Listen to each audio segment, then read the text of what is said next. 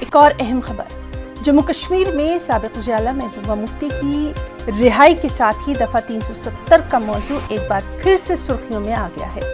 جموں کشمیر کے خصوصی درجے کی بحالی کے لیے وہاں کی سیاسی جماعتوں کے مطالبے کو اب پی چدمبرم کی حمایت بھی حاصل ہو گئی ہے۔ جمعے کے ہی روز کانگریس کے بے حد سینئر لیڈر پی چدمبرم نے خصوصی درجے کی بحالی کے لیے سیاسی جماعتوں کے اتحاد بنانے کی حمایت کر ڈالی۔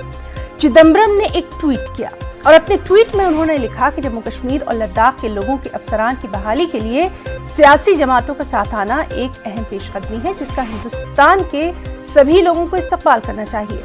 پی چدمبرم نے کہا کہ بی جے پی حکومت جموں کشمیر کے تئیں اپنا نظریہ تبدیل کرے، وہاں کے لوگوں کو ملک مخالف نظریے سے دیکھنا بند کیا جائے۔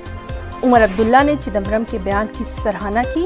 عمر عبداللہ نے بھی ٹویٹ کیا اور اپنے ٹویٹ میں انہوں نے لکھا کہ جموں کشمیر میں جو ہوا اس کے خلاف چدمبرم صاحب نے شروع سے ہی اپوزیشن پارٹیوں کی آواز میں آواز ملائی ہے اور ان کے اس قدم کی بھی میں سراہنا کرتا ہوں۔